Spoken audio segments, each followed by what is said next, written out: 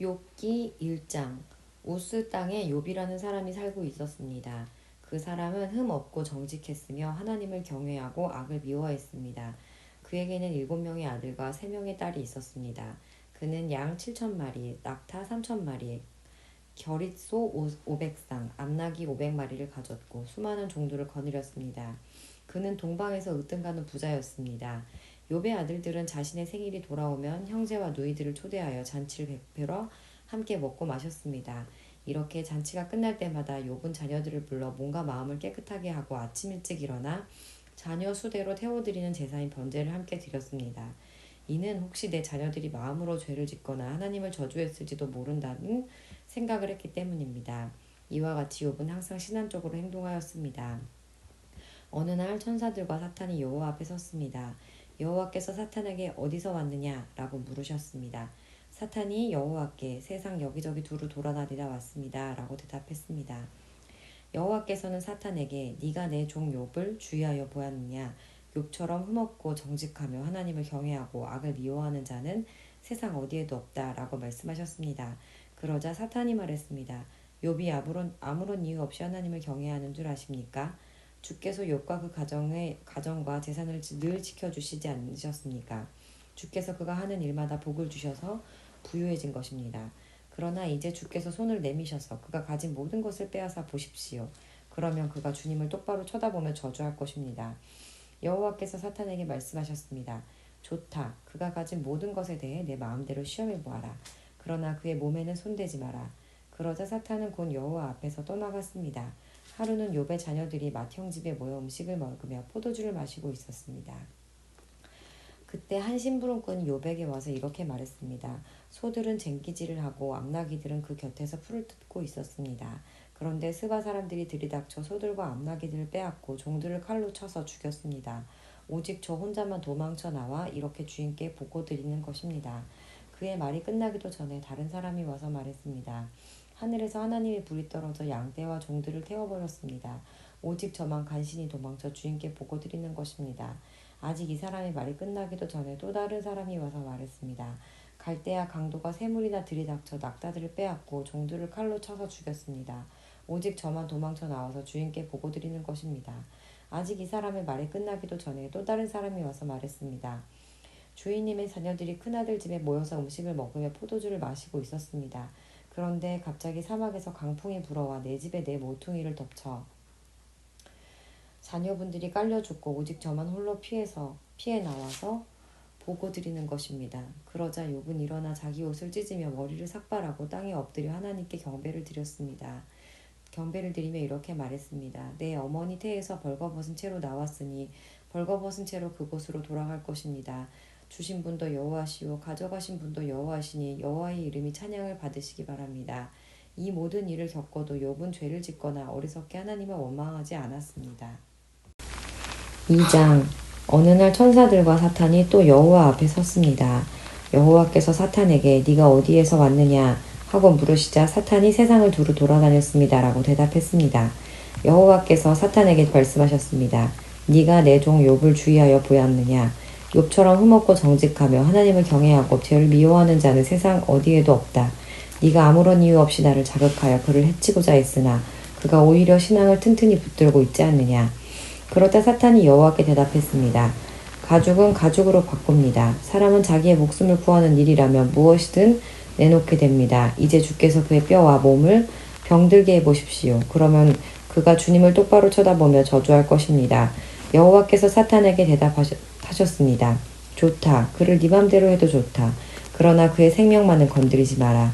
사탄이 여호와 앞에서 물러나 욥을 쳐서 그의 발끝에서 머리끝까지 온몸에 종기가 나게 했습니다. 그는 잿더미에 앉아 기와 조각을 주어서 온 몸을 긁었습니다. 그때 욥의 아내가 그에게 말했습니다. 그래도 당신의 신앙을 지킬 것입니까? 차라리 하나님을 저주하고 죽어버려요. 욥이 그녀에게 대답했습니다. 당신은 어리석은 여자들처럼 말하는군요. 우리가 하나님께 복을 받았는데 재앙인들 못 받겠소. 이 모든 일에도 욥은 입술로 범죄하지 않았습니다.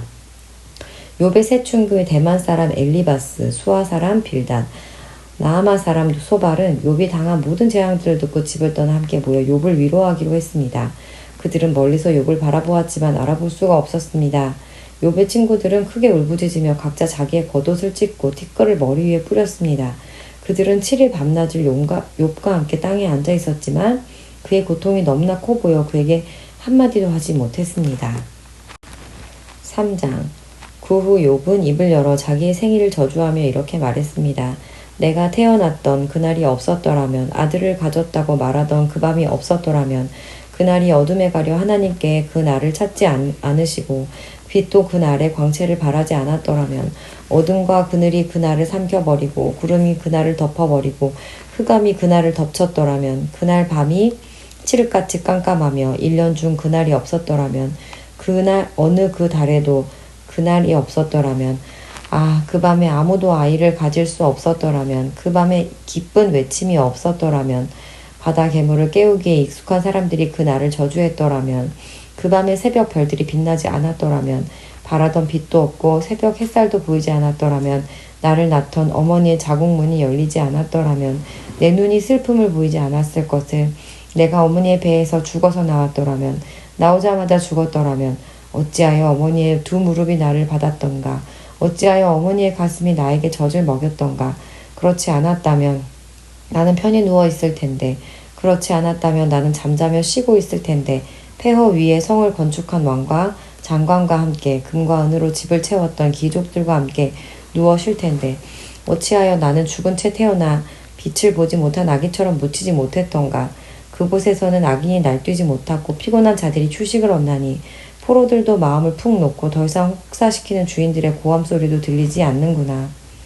그곳에서는 보통 사람이나 위대한 사람이나 다 똑같으며 종이 자기 주인으로부터 자유로운데, 어찌하여 비참한 사람에게 빛이 주어졌는가. 어찌하여 마음이 괴로운 자들에게 생명이 주어졌는가. 저들은 숨겨진 보물을 찾는 것보다 죽기를 더욱 바라나 헛될 뿐이니, 저들이 무덤에 이를 때 얼마나 기뻐할까. 그 얼마나 즐거워할까. 아무 미래가 없이 비탄에 빠져 일생을 사랑할 자에게 왜 생명을 주셨는가. 한숨 때문에 먹지 못하며 탄식이 물처럼 쏟아져 나오는구나. 내가 가장 두려워하던 것이 임하였고 무서워하던 모든 것이 닥쳤구나. 나에게는 평안도 쉼도 안식도 없이 고통만이 찾아오는구나. 4장. 그러자 대만 사람 엘리바스가 이렇게 대답했습니다. 누군가 자네에게 충고 한마디 하려고 한다면 자네는 귀찮아하겠지. 그렇지만 이제 더 이상 참을 수가 없네. 자네는 전에 많은 사람에게 신앙을 가르치고 약한 자들을 도와주었네. 또한 믿음이 약해져 넘어지는 자들을 격려하고 연약한 무릎을 굳세게 했었지. 그런데 이제 자네에게 이런 일이 닥치니 감당하지 못하고 자신이 이런 일을 당하니 좌절하는군. 하나님을 경외하는 것이 자네에게 힘을 주지 않았는가? 자네의 소망은 흠없는 삶이 아니었나? 생각해보게. 죄 없이 망한 자가 있던가? 정직한 사람이 갑자기 죽던가? 내가 본 바로는 악의 밭을 갈고 죄를 심는 자들은 뿌린 대로 거두며 하나님의 숨결에 망하고 하나님의 진노의 끝장이 난다네. 난폭한 사자의 부르짖음도 그치고 젊은 사자의 이빨도 부러지며 강한 사자라도 먹이가 없어 죽고 암사자의 새끼들이 흩어지지 않는가. 어떤 소리가 나지막히 내게 속삭이는 것이 들었다네.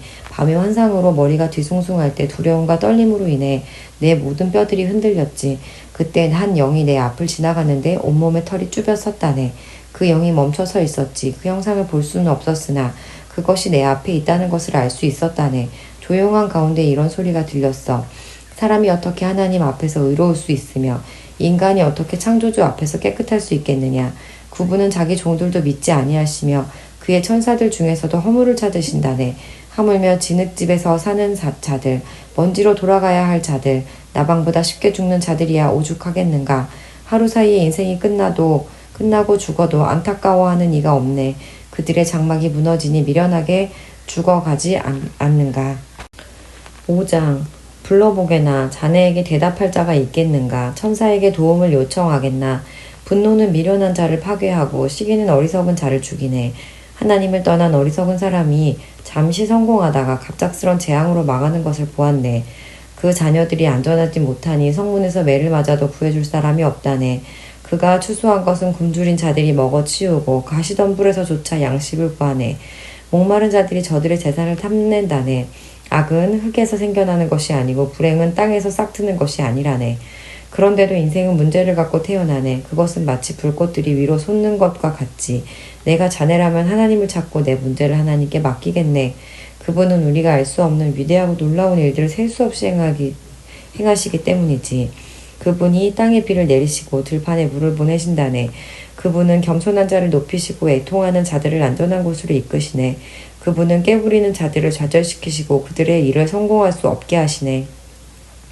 자기 지식을 믿는 자들을 스스로 넘어지게 하시고 사악한 자들의 계획을 뒤엎으시네. 그들은 대낮에도 어둠을 만나고 한낮에도 밤인 것처럼 더듬거리지. 그러나 그분은 그런 자들의 입에 칼에서 흉악한 자의 손에서 경건한 자들을 건지시네. 그러니 경건한 사람에게는 소망이 있고 불의는 설 자리가 없지. 하나님께서 잘못을 꾸짖는 자에게는 복이 있으니 전능자의 징계를 거절하지 말게나. 그분은 상처를 입히셨다가도 싸매주시고 치신 후에는 치료해 주시기 때문이지. 그분은 자네를 6번 공경해도 건지시고 7번째 공경이 자네를 해치지 못하게 할 것이네. 그분이 자네를 굶주림의 즐거움에서 건지시고 전쟁의 칼에서도 구하시네.